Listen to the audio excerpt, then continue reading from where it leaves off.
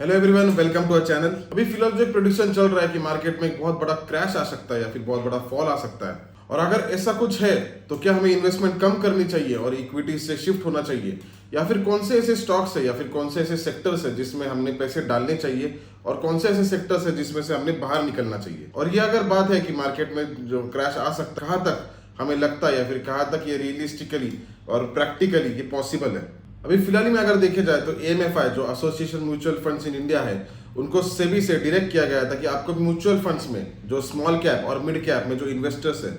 उनके फंड्स को प्रोटेक्ट करने के लिए डायरेक्शंस करने चाहिए। तो इसमें से एक ये बात डायरेक्ट हो सकती है कि शायद ये स्मॉल कैप और मिड कैप जो है वो ओवर वैल्यूड हो चुके हैं और कभी भी अगर इसमें बड़ा क्रैश आ सकता है, बड़ा फॉल आ सकता है। तो उसी के कारण इसके वजह से जो सेबी ने ये डायरेक्शंस दिए थे कि आपको मिड कैप और स्मॉल कैप में जो इन्वेस्टर्स हैं उनको प्रोटेक्ट करने के लिए कुछ डायरेक्शंस नए बनाने चाहिए।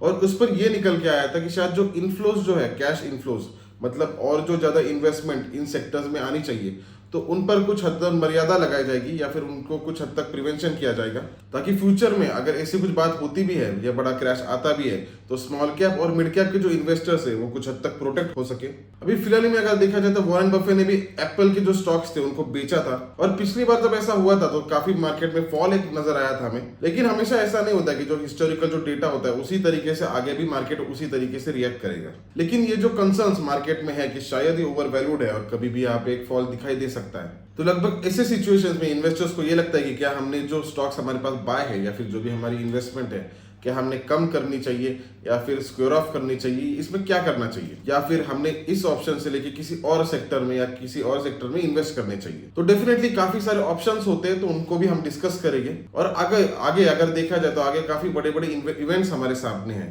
जिसका भी प्रभाव काफी रहेगा मार्केट्स के ऊपर। पहला जो इवेंट है वो इलेक्शन के रिजल्ट्स है। अगर इलेक्शन के रिजल्ट्स जैसे हम एक्सपेक्ट कर रहे हैं वैसे अगर लगते हैं तो फिर उसमें एक अच्छी रैली ऊपर के साइड में हमें दिखाई दे सकती है। उसी के साथ में सपोर्ट में अगर इंटरेस्ट रेट्स को कट किया जाता है तो वो उसके ऊपर और उसको एक सपोर्ट मिलेगा और एक बड़ी रैली आ सकती है। लेकिन डेफिनेटली इसके अगेंस्ट में या इसका डिसीजन अगर कुछ उल्टा आता है या फिर रिजल्ट उल्टे आते हैं और उसी के साथ में इंटरेस्ट रेट्स अगर बढ़ते हैं तो उसमें एक काफी बड़ा खतरा भी दिखाई दे सकता है कि बड़ा मार्केट में फॉल हमें यहाँ पे दिखाई भी दे सकता है। अगर कल हमने देखा जाए तो कल हमने बहुत बड़ा फॉल हमें मार्केट में दिखाई दिया, और उसी सिमिलर सिचुएशंस में आज भी मार्केट में बहुत ह्यूज वोलेटिलिटी हमें दिखाई दी। लगभग बहुत बड़ा एक फॉल के साथ में मार्केट खुला, उसके बाद में ह्यूज मूवमेंट के साथ में लगभग 10 to 15 मिनट्स में पूरा रिकवर करके अपर साइड में निकल गया, वापस वहां से एक फॉल बड़ा हमें दिखाई दिया। तो इतनी ह्यूज वोलेटिलिटी में हो क्या रहा है कि जो ट्रेडर्स होते हैं वो ट्रैप हो जाते हैं, क्योंकि लगभग आप अगर कॉल साइड में भी हो और अगर मार्केट ने बहुत बड़ा फॉल इमीडिएट अगर दिखाई दिया तो उसमें जो प्रीमियम जो होता है, प्रीमियम के घटने के कारण एक पैनिक क्रिएट होने के कारण हमारे स्टॉप लॉसेस सारे ट्रिगर हो जाते हैं। और उसी सेम सिचुएशंस में पुट में भी अगर आप बैठे हो और एक सडन मूवमेंट के बाद आपके स्टॉप लॉसेस ट्रिगर हो जाते हैं, और फिर इसी तरीके से फिर और एक ओवर ट्रेडिंग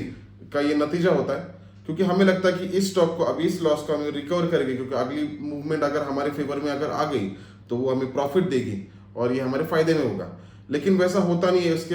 बाद से बाद और एक नंबर ऑफ ट्रेड्स बढ़ते रहते हैं और उसके कारण काफी बड़े लॉसेस भी हो सकते हैं। इसी सिचुएशन में हमारा जो फ्री टेलीग्राम चैनल है जिसकी लिंक इस डिस्क्रिप्शन में दी गई है, उसी साथ में मैं उसमें सारा अपडेट करते रहता हूँ। आज सुबह मैंने अपडेट किया था कि शायद आज बहुत कॉशियस रहना चाहिए, क्योंकि ट्रेडिंग के लिए हमें सावधानी से करना चाहिए, मूवमेंट काफी दिखाई दे सकती है। इसी तरीके से ट्रेडर्स तो ट्रैप होते हैं, लेकिन जो इन्वेस्टर्स हैं तो उनमें भी एक पैनिक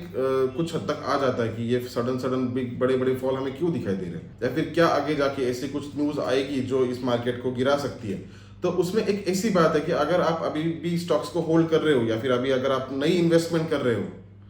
अगर आपके कुछ स्टॉक्स होल्ड है तो वो किस सेक्टर में है वो और कौन से स्टॉक्स है, तो वो काफी महत्वपूर्ण है। अभी मुझे ऐसा लगता है कि अगर नई इन्वेस्टमेंट आप करोगे तो अपर साइड जो लिमिट है वो कम से कम 10 to 12% है। लेकिन उसके बाद अगर कुछ गलत न्यूज आती है या फिर अगर कुछ उसको इम्पैक्ट होने वाली, नेगेटिव इम्पैक्ट होने वाली अगर खबर आती है, तो उसमें हमें एक बड़ा फॉल दिखाई दे सकता है। तो ऐसे सिचुएशंस में तो जो आप इन्वेस्टमेंट आपने की है तो वो कुछ हद तक नेगेटिव हमें दिखाई दे सकती है, और उसके कारण फिर एक पैनिक क्रिएट होता है और डाउनवर्ड साइड में एंट्री करने के लिए हमारे पास इन्फ्लोज नहीं होते या फिर फंड्स नहीं होते। तो हम अगर मिस आउट भी करेंगे तो 10 to 12% तक की रैली मुझे लगता है कि हम मिस आउट कर सकते हैं। लेकिन बड़ा अगर फॉल आता है तो डाउनवर्ड साइड में एक अच्छी इन्वेस्टमेंट जोन हमें मिल सकती है, और उसमें इन्वेस्टमेंट करने के बाद आप कुछ हद तक डाउनवर्ड डायरेक्शन में जब इन्वेस्ट करते हो तब कुछ हद तक आप सेफ भी होते हो, और कुछ हद तक एक माइंड भी आपका जो होता है वो आपको पता होता है कि डाउनवर्ड डायरेक्शन में आपने ट्रेड लिए गए हैं तो उसको आप होल्ड करने की भी जो कैपेसिटी होती है वो बढ़ जाती है। अभी इन्वेस्टमेंट भी आप जो करोगे तो किस सेक्टर में कर रहे हो वो काफ़ी इंपॉर्टेंट होता है। अभी अगर देखा जाए तो सिर्फ आईटी सेक्टर ही जो ऐसा है कि जो कुछ हद तक होल्ड कर रहा है, बाकी पीएसयूज, बैंकिंग हो गए या अन्य सारे सेक्टर्स हो गए तो वो काफी कुछ हद तक हमें फॉल दिखाई दे रहे हैं। तो देखा जाए तो पूरे मार्केट में जो जितने इंडेक्सेस है वो मेजोरिटी ऑफ इंडेक्सेस प्रेशर में दिखाई दे रहे हैं। तो ये कुछ हद तक एक नेगेटिव चीजें होती है, और इन चीजों के इम्पैक्ट से बचने के लिए हमारा जो सेक्टर्स है या फिर जो स्टॉक्स भी है वो काफी ध्यान से हमें बाय करने चाहिए, और जो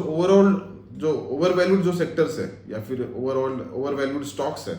तो उसमें एंटर नहीं होना चाहिए। क्योंकि काफी बार ऐसा होता है कि ऐसे सिचुएशंस में लोग जो होते हैं जिनकी गुड इन्वेस्टमेंट होती है तो उन गुड इन्वेस्टमेंट को छोड़कर एक ओवर वैल्यूड स्टॉक्स में एंटर करते हैं, ये देखकर हुए कि ये स्टॉक काफी बढ़ रहा है और ये अभी आगे जाकर भी ये ऐसा ही बढ़ते रहेगा। और वही सिचुएशन हमेशा होती है। मार्केट्स को अगर देखा जाए तो पिछले कुछ महीनों ने उसने काफी अच्छे रिटर्न्स दिए, तो इसके कारण एक यूफोरिया बन जाता है कि ऐसे ही ये जो रिटर्न्स है ये कैरी ऑन होते रहेंगे। लेकिन ऐसा हमेशा नहीं होता है। तो ये जो हर्ड मेंटेलिटी जो होती है कि सब ये स्टॉक बढ़ रहा है तो सब कुछ बातें जो चलती है कि ऐसा ही चलते रहेगा, तो इससे दूर रहना चाहिए। और एक क्वालिटी स्टॉक्स और ओवरवैल्यूड जो कंपनीज है उनमें से हमने ईज ऑफ करना चाहिए या कुछ हद तक सावधानी बरतनी चाहिए। और अगर पोजीशंस हेजिंग में अगर होते हैं तो वो एक अच्छी बात होती है, क्योंकि ऐसी सिचुएशन मुझे ऐसा लगता है कि आपके पोजीशंस हेज में चाहिए। और अभी इसी सिचुएशन में अगर देखा जाए तो जो बॉन्ड्स के जो इंटरेस्ट रेट्स है तो वो काफी अच्छे हैं, तो रिटर्न्स भी उसके ऊपर काफी अच्छे हमें मिल सकते हैं। और उसी के साथ में अगर क्वालिटी स्टॉक्स में अगर आपकी होल्डिंग होगी तो मुझे ऐसा लगता है कि उस पर बहुत ज्यादा डिफरेंस नहीं गिरेगा। और अभी ऐसे लगता है कि जो प्रॉफिटेबल स्टॉक्स से ज्यादा लेकर जो सेफ स्टॉक्स या फिर सेफ सेक्टर्स है उसमें पैसे ज्यादा इंप्लीमेंट करने चाहिए।